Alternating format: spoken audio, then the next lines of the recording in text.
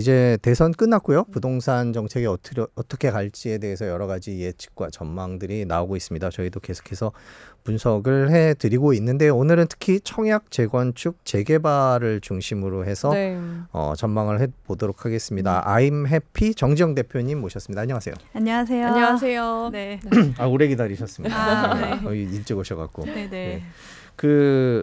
저금은 하세요? 저금은 안 합니다. 근데 아. 청약통장은 지금 아들 청약통장을 가입해서 매달 10만 원씩 납입하고 있고요. 저는 목돈으로 넣어놔서 그냥 ETF라든지 이런 쪽으로 하시는 편이에요. 네. 매년 그 10만 원씩이라든지 네. 월 정액을 넣는 것은 저도 이제 초창기 신혼 때 그때 했던 것 같습니다. 네, 목돈을 만들기 위해서 하셨군요. 네. 오늘부터 해보려고 지금 생각. 자, 부동산 얘기 가보겠습니다. 네. 그 대선 이후에 부동산 시장 어떻게 전망하세요? 대부분 제가 그동안의 역대 대통령들을 이렇게 살펴봤을 때 바로 이렇게 당선이 되고 나서 바로 부동산 시장이 꿈틀대긴 하지만 본격적으로 거래가 체결되는 것은 어떤 국토부 장관님이라든지 어떤 방향성이 확정될 때 사람들이 조금 움직이는 편입니다. 네. 조금 리스크에 대해서 좀 두려워하시는 면이 많죠. 부동산 같은 경우에는. 그런데 이제 기사에서 보면은 전화가 많이 왔다, 매물을 거뒀다 이렇게 얘기가 나는데 특정 상품, 특히 네. 재건축 쪽에 그렇게 이루어지고 있는 건데요. 그건 당연하다라고 봅니다. 그렇지만 이제 그 계약이 체결될 때는 조금 시간이 걸릴 것 같고요. 네. 지금 여러분들이 생각할 때 가면은 시장에 물건이 많을 것 같지만 사실 물건이 적고 재건축 같은 경우에는 또 이제 사고 파는 조합원 지위 양도 금지라고 이렇게 딱 할 수 있는 물량이 상당히 적기 때문에 초기 재건축 쪽으로 지금 이제 꿈틀은 되고 있다라고 보여집니다. 지금 시장 분위기 전해 주셨는데. 네.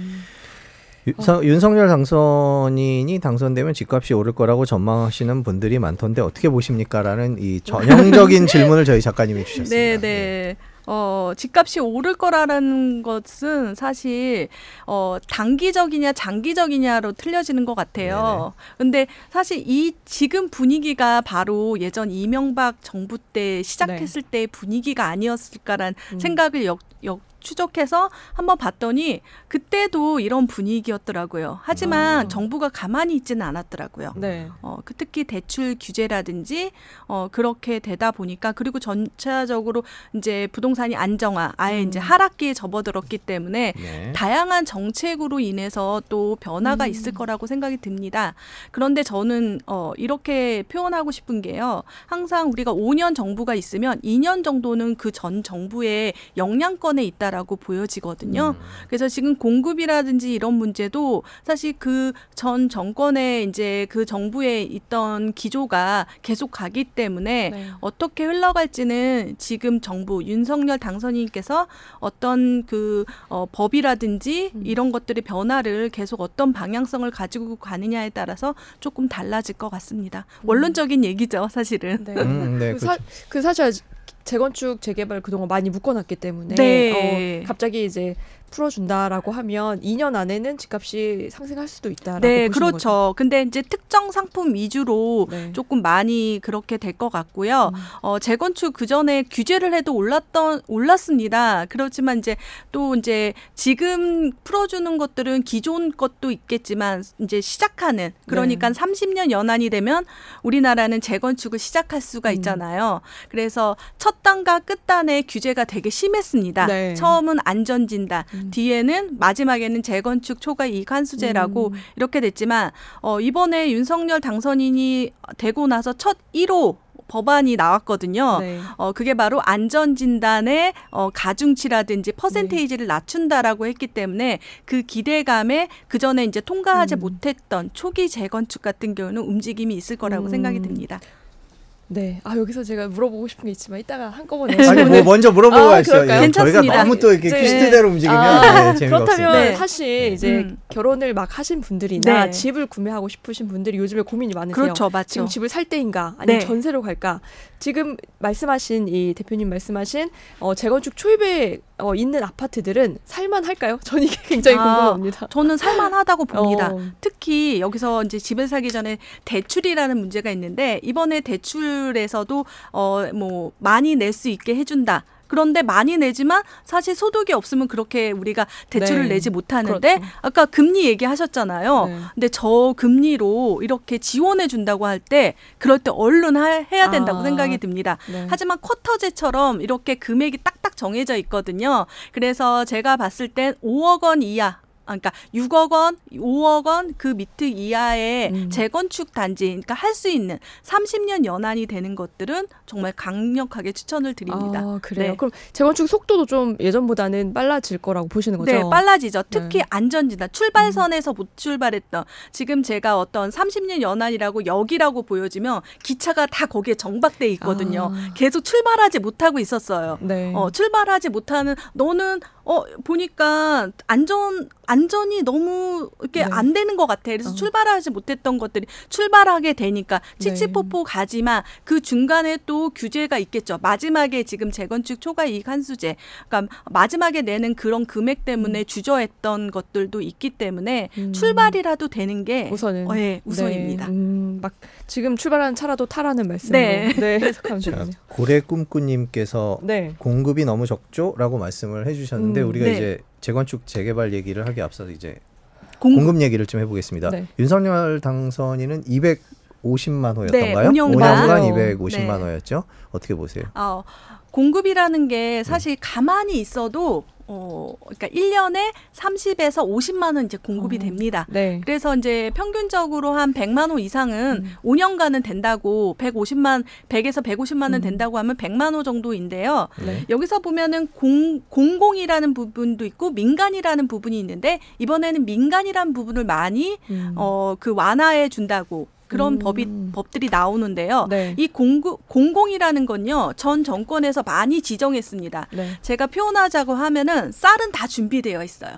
그렇지만 떡을 만드는 것은 이 정부에서 하는 거죠. 네. 사실 이렇게 보면은 노무현 정부 때 했던 이기 신도시가 아직도 분양을 하고 있다고 생각을 하면 그거에 대해서 지정했던 그 택지지구는 또 계속해서 분양을 할 건데 형태가 조금 달라졌습니다. 네. 형태가 어떻게 달라졌냐면 우리가 보면 이명박 정부 때 보금자리, 그다음에 박근혜 정부 때 행복주택 뉴스테이, 그리고 문재인 정부 때 가장 많이 했던 게 신혼희망타운이었거든요. 네. 근데 신혼희망타운 같은 경우는 100% 특별한 사람들만 받을 수 있는 주택이었습니다. 그렇지만 이번 윤석열 당선인께서는 역세권 첫집이라든지 그다음에 기존의 이제 청년에 대해서 이렇게 이제 청년 원가 주택을 또 공급한다고 하는데요. 네. 하지만 거기 보면은 그 전에 이제 지정했던 3기 신도시라든지 소규모 택지 지구로 통해서 이제 공급을 한다라고 합니다. 네. 사실상 공급이 와, 되게 많은 거 아닌가? 이렇게 생각이 들지만 이 공급 안에서도 또 나눠지는 게 있습니다. 우리가 생각하면은 다 공급되면 와, 저거 내가 살 수 있고 내가 청약받을 수 있다라고 생각하지만 사실 대부분 3분의 1 정도는 임대 아파트, 3분의 1은 공공주택, 그리고 네. 3분의 1은 민영주택 이렇게 조금 나눠져서 또 청약으로 이제 내 집 마련하는 방법도 다르죠. 네. 그렇지만 250만 중에서 가장 핵심적인 건 재건축 재개발 47만 호 정도 있고요. 네. 그다음에 도심 역세권 복합개발 20만 호 이렇게 되어 있습니다. 저희가 준비해 주신 자료를 좀 보면서 네. 얘기를 해볼까요? 네. 네. 이게 글자가 작아서 어떻게 잘 보이실지 모르겠습니다. 지금 시청하시는 분들. 저희가 자료가 나왔네요. 네. 5년간 250만 호 이상 주택 공급 계획에 대해서 정리를 해주셨는데요. 저희가 글자가 작아서 네. 조금만. 잠깐 읽어드릴게요. 네. 공공택지개발 142만 호. 네, 또 글자가 작다 그러니까 바로 확대를 해주시네요, PD님.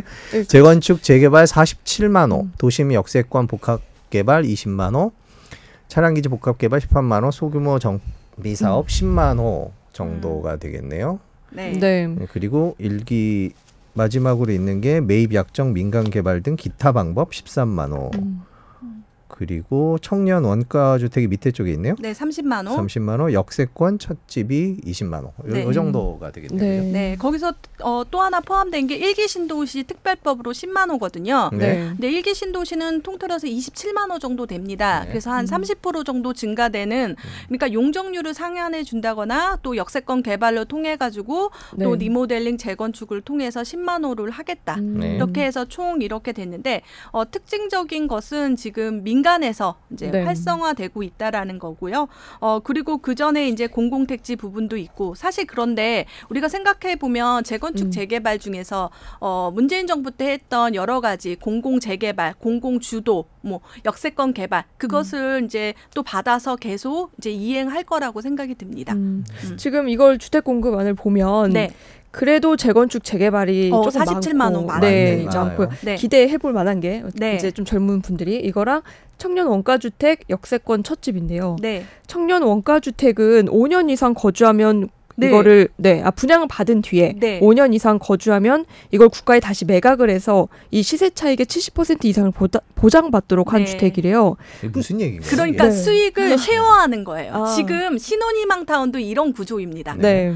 그렇지만 신혼희망타운 같은 경우에는 특별한 사람 중에 청년이 빠져 있었거든요. 네. 그런데 여기서는 청년 원가주택이라고 해서 뭐 신도시 내라든지 택지지구 내에서 이렇게 좋은 위치에 이제 원가주택을 하는데 사실 임대가 아니라는 거죠.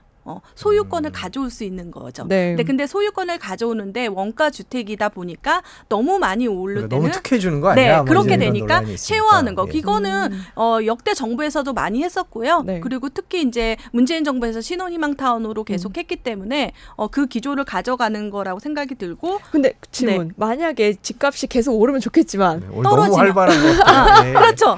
지금 그쪽에 마음이 있는 것 같아요. 근데 만약에 오르지 않거나 오히려 떨어질 수도 있는데 그런 상황에서는 어떻게 한다는 대안이 있나요? 그게 이제 사실 없습니다. 그렇지만 원가 주택이라는 개념으로 봤을 때 정말 원가거든요. 엄청 저렴한 주택이 될 것 같습니다.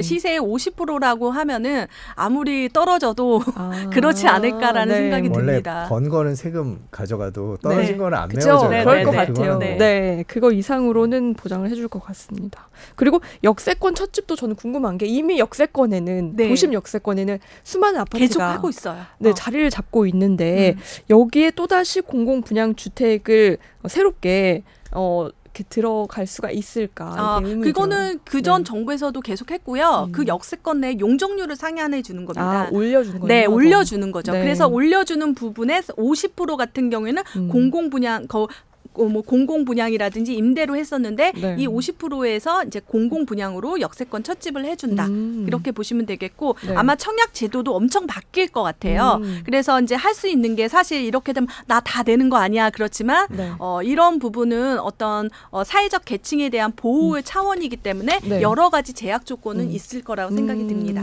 있었고요. 신혼희망타운도 있었고요. 네, 앞으로 좀 구체적으로 나와봐야겠죠. 나와야 되겠죠. 아직 구체적인 안은 안 나왔는데. 청약 준비하시는 분들은 뭘 그래서 청약 준비하시는 분은 뭐 제일 먼저 청약 통장을 먼저 가입하셔야 되고요.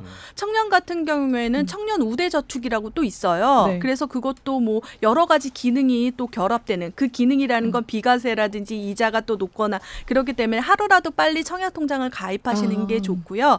그리고 여기서 이제 막 달라지는데 문재인 정부 때 이런 것들이 나왔었어요. 1인 가구의 생애 최초 특별 공급도 또 부활이 됐었고요. 하지만 그렇다고 해서 생애 최초 특별 공급이라서 다 해당이 되는 게 아니라 어떤 이제 소득에 대한 기준도 있기 때문에 그리고 자기가 해당되는지 안 되는지가 가장 중요하고요. 이런 주택은 제가 생각할 때는 1인 가구 그러니까 세대주로 이제 혼자 살고 있는 사람에게 혜택을 주지 않을까. 그래서 부모와 빨리 독립하는 게 대표님 저 그 부분도 참 궁금한데.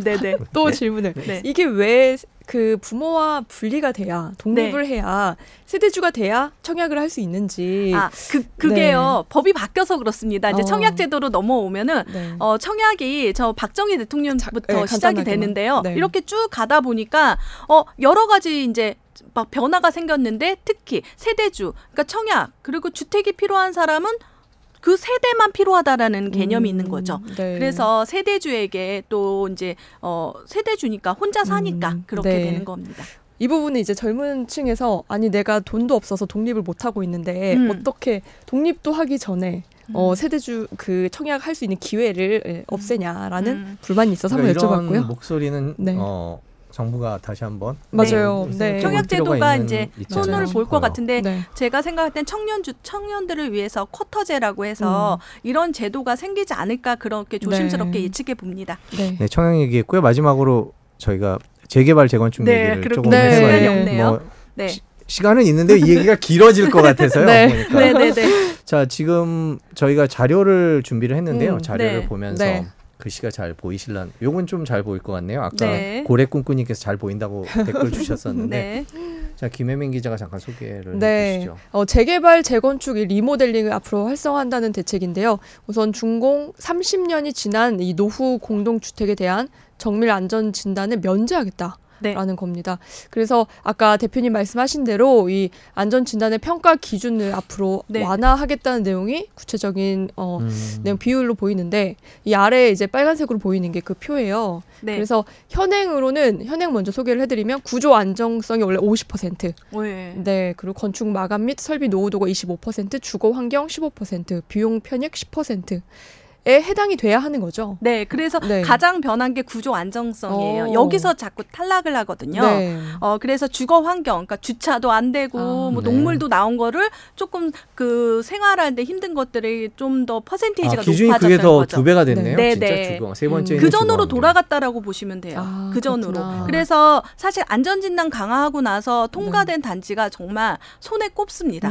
이걸 그 안전진단도 1차가 있고 2차 뭐 네. 적정성 평가가 있는데 그 중에 어떤 걸 얘기해요? 이게 마지막 단계거든요. 그래서 네. 적정성 평가 다음에 안전진단이 2등급이 돼야지 이렇게 되는데 2등급 네. 맞기가 정말 힘들어요. 그렇지만 네. 이제 이게 되면은 또 완화가 되는데 첫 번째 정밀안전진단의 면제 그냥 30년 하면 안전진단 필요 없어. 이거는 법을 바꿔야 하기 때문에 되게 힘들고요. 두 번째로 이거 안전진단 평가 기준 완화는 네. 지금 1호 법안으로 했기 때문에 지금 그래서 이 초기 단계, 초기 재건축이 좀 앞으로 빠르게 네. 활발하게 진행이 될 것 같습니다. 이렇게 된다는 얘기죠. 네, 된다는 거예요. 개정될 예정이에요.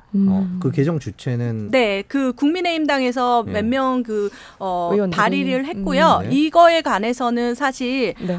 지금 법이라는 거랑 그다음에 시행령이 조금 다른데요. 네네. 네. 법은 이제 국회를 통과를 해야 되고요. 시행령은 사실 대통령의 권한으로 잠시 동안 시행령을 할 수가 있거든요. 그리고 안전진단 평가 기준 완화 같은 경우에도 국토부 장관께서 권한이 있기 때문에 시행령이에요? 네네. 네. 그렇기 때문에 이거는 빠르게 통과될 거라고 생각이 듭니다. 그러니까 그렇군요. 요렇게 바뀔 거라고 국민의힘과 윤석열 당선인 쪽에서 네. 내놓은 정책을 저희가 말씀드린 거예요. 지금 확정돼 있는 건 아닌 거죠. 그런데 법안이 또 발의됐어요. 제 1호 법안으로. 이게 1호 법안으로. 네. 이제 근데 이제 제일 국회를 빠- 통과를 해야 네네. 네, 그때 이제 시행이 되겠죠. 네. 아직 그 단계가 남아 있기는 네. 합니다. 만일에 네. 이게 이렇게 되면은 재건축 허가가 많이 그 더 안전진단 2등급 받는 게 쉬워지죠. 근데 점수가 진짜 막 1, 2점으로 떨어지는 경우가 되게 많았거든요. 네. 그렇기 때문에 지금 단계가 정말 예비, 그다음에 아까 조건부, 그다음에 마지막 정밀까지 이 정밀까지 가는 게 엄청 어려웠습니다. 지금 옆에 있는 목동 아파트 같은 경우에는 뭐 거기서 이제 통과해서 그러니까 2등급까지 가지 못한 단지들이 상당히 많았거든요. 네. 그래서 목동이라든지 상계동 같은 경우에는 이 안전진단에 대해서 큰 호재를 받게 되는 거겠죠. 네. 그리고 예, 댓글에 재건축 호재 지역이 어디일까 질문인데 그 얘기까지 네. 하시기에는 뭐 어떻게 좀 네, 넓게 넓게 뭐, 보면 네. 30년 연한이 된 것들을 네. 네. 그렇지만 여러분 쉽게 되지는 않습니다. 여기서 민간이라고 했잖아요. 그래서 사실 동의가 상당히 중요합니다. 주민의 의지. 네. 거기서도 또 한번 또 이렇게 또 큰 산을 넘어야 하기 때문에 30년 다 돼서 다 돼 막 그렇게 되지는 않고요. 하지만 재건축만 되는 게 아니라 또 리모델링이라는 또 다른 방안도 계속해서 추진하고 있습니다. 맞아요. 그래서 이 바로 윤석열 대통령 윤석열 당선인이 당선되기 바로 직전에는 이 리모델링이 굉장히 활발했다고 알고 있습니다. 그리고 그 다음에가 재건축 초과 이익 환수제 완화 방안이 이것도 이제 핫한 이슈 중에 하나죠. 이게 네. 이게 자료를 볼까요? 이게 네. 더하기 빼기 곱하기 막 이렇게 됩니다. 그럼 우리가 보면 방정식에서 이렇게 막 생각을 하게 되는데요. 이 법 개정은 정말 힘들고요. 네. 완화라는 측면에서 뭐 부담금 부과 기준 금액 상한이라든지 어렵죠 말이 네. 비용 증가를 확대하면 조금 약간 더하기 빼기 하면서 이게 완화가 되는 효과는 있습니다. 네. 이것도 대통령 시행령으로 통해서 할 수 있기 때문에 그렇고요. 하지만 전체적으로 법 개정에 문제가 있기 때문에 네. 뭐 폐지라든지 이런 거는 상당히 어렵습니다. 그러니까 재건축 초과 이익 환수에 지금 보시는 이게 완화는 되지만 사실상 큰 차이 없이 그냥 가는 거 아닌가요? 네, 맞습니다. 이명박 정부 때도 2년 완화, 네. 박근혜 정부 때도 그때 부동산 3법으로 해서 완화되고 이렇게 되니까 그 완화됐을 때 그 단지들이 우리가 입주하는 단지가 됐습니다. 지금 반포주공 1단지라든지 둔촌주공이 네. 그 수혜를 받았거든요. 그래서 그 뒤로는 또 이런 부분 때문에 또 주춤했던 단지들이 네. 또 진행이 될 거라고 생각이 듭니다. 네. 눈길을 끄는 건 1주택 장기 보유자에 대한 네. 얘기가 좀 있네요. 네. 그게 이제 논란이었던 건데.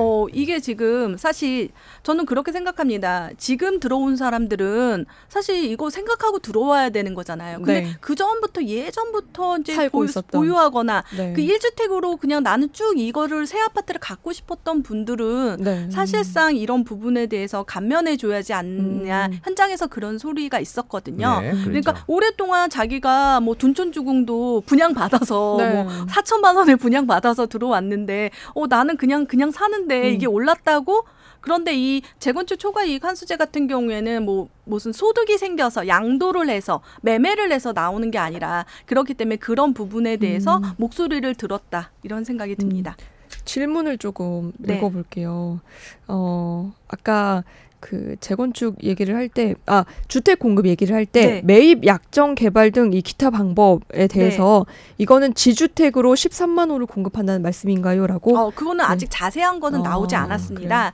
방법론적으로 지금 나와 있는 것 중에서는 지금 공공택지, 재건축 재개발 이렇게 나와 있지만 아마도 이거는 국토부에서 어떻게 처리를 할 건지 계속 보도 자료가 나올 거라고 생각이 듭니다.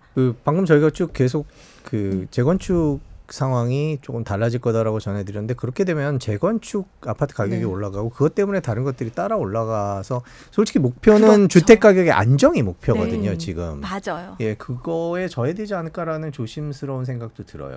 그게 어떻게 보면 상처난 곳에 소독약을 부리면 아프잖아요. 네. 아픈 과정은 지나야 된다고 생각이 듭니다. 어떤 얘기냐면 그런데 반대로 얘기하면요. 지금 안양 같은 경우에는 집값이 떨어지고 있습니다. 대구 같은 경우도 집값이 떨어지고 있어요. 그게 왜 원인이냐 봤더니 안양 같은 경우는 정비 사업이 진짜 활발합니다. 입주가 많았어요. 그래서 이제 또 안정화가 되는 거죠. 그리고 집값이 많이 오른다고 해도 우리가 지금 약간 주춤하잖아요. 이게 이제 너무 오르면 또 주춤하고 이게 시장의 역할을 계속 해야 된다는 거죠. 하지만 너무 없다 보니까 사실 지금 재개발이나 재건축 같은 경우 규제는 서울 같은 경우는 10년 넘게 이렇게 돼 있기 때문에 그 여파는 계속 가지 않을까라는 생각이 듭니다. 하지만 다른 지역 같은 경우는 다르다라는 거죠. 지금 대구 같은 경우는 미분양도 나고 집값도 떨어지는 이유는 공급을 많이 했다라는 거거든요. 거기도 정비 사업이 또 활발합니다. 그렇구나. 그래서 한 번은 짚고 넘어가야 되지 않을까. 계속 낡은 주택으로만 살 수 없기 때문에 그런 거겠죠. 방금 말씀해 주신 거에 대해 지금 당장 사라는 말씀을 하신 것 같고 지금 당장이 맞냐고 이제 댓글들이 올라오시는데 그게 아니라 아까 댓글 주신 분에 대한 답이 그런 그렇죠. 마음이면 그렇게 생각을 해보라는 그러란 취지였고 얘기입니다. 전반적으로 올 하반기 앞으로 계속 부동산 가격이 하향 떨어질 거다 쪽으로 여기 저희 나오셔서 말씀해 주시는 분들 중에 금리나 유동성 측면에서 보면 결국에는 부동산 가격이 계속해서 떨어질 거다 이런 얘기 많이 해주셨거든요. 어떻게 생각하세요? 계속 떨어진다고 계속 오른다고 생각하지는 않습니다. 지금 보면은 제가 시장을 계속 바라봤을 때 이명박 정부 때도 사실 오르다가 이렇게 또 주춤하고 그리고 박근혜 정부 때 초기 때도 너무 많이 떨어져 있는 상태를 또 복구하려고 노력하고 오르고 내리고는 과정은 당연하다라고 보여집니다. 그렇지만 지금 외국 정세라든지 금리라든지 이런 것들도 공부해서 내 집 마련하는 방법을 여러 가지로 생각해서 그리고 시기를 정해야 되지 않을까 그렇게 생각이 듭니다. 마지막으로 저희 이번에 이제 새로 들어선 정부가 부동산 정책 방향을 어느 쪽으로 어떤 식으로 어디에 중심을 둬서 진행했으면 좋겠다. 개인적인 바람이 있으시죠? 시장 자유화에 줬으면 좋겠습니다. 이렇게 규제가 들어오다 보니까 규제가 들어오면 다른 곳이 오르고 규제가 되면 계속 가왔잖아요. 그렇기 때문에 이제 시장에게 좀 그런 권한 이제 보이지 않는 손이라고 표현하죠. 그래서 그런 시장에 대한 움직임에 따라서 이렇게 하지만 너무 과도하게 개입보다는 그래도 조금의 개입은 또 필요하다라고 봅니다. 그래서 시기적절하게 개입해 주시고 그리고 시장에게 놔두는 거 그게 제일 중요하다라고 봅니다. 네, 저희가 이제 벌써 11시가 넘었네요. 네네. 네, 저희가 오늘 IMF 정지영 대표님 모시고 청약이랑 재건축 네. 시장 주요 공약들 그리고 어떻게 전망될지 뭐가 어떻게 바뀔지에 대해서 정리를 해봤습니다. 오늘 깔끔하게 정리를 해주셨습니다. 오늘 긴 시간 고맙습니다. 네, 감사합니다. 감사합니다. 네, 지난주 수요일 대선이 끝난 이후에 그 경제 정책에 대해서 많은 얘기들이 나오고 있습니다. 인수위 출범하면서 또 구체적인 방향이 잡히지 않을까 그런 생각이 듭니다. 네. 예, 그런 상황이 있을 때마다 저희들이 수시로 이게 어떤 의미이고 어떻게 될지 짧게 정리를 해보도록 하겠습니다. 오늘도 긴 시간 시청해주신 여러분 대단히 감사합니다. 네, 수요일 오전 10시에 뵙겠습니다. 고맙습니다. 감사합니다. 너도 조금은 나일 거야. 이 어지러운 세상에 혼자라는 건 꽤 많이 외로웠지. 네가 여기 오기 전까진 그대 나를 많이 걱정했나 봐요. 나를 사랑해줘요. 아직 조금 서툴러도 다 괜찮아요. 나를 사랑해줘요.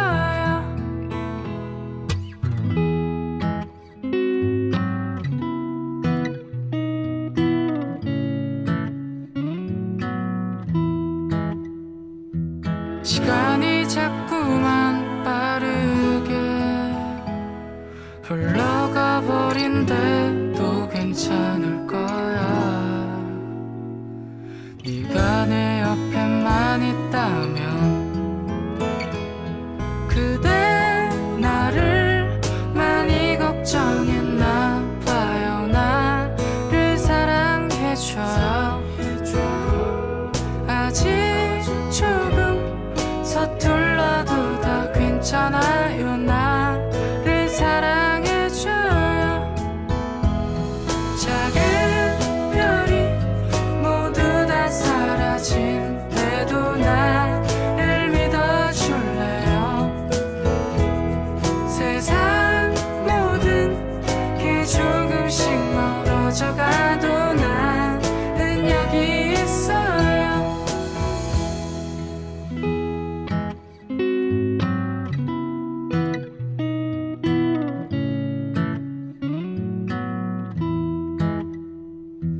어설픈 말들로 더 표현하기엔 아직 조금 모자라서요. 찬찬히 다가올 봄을 그리면서 여기에다가 적어봐요.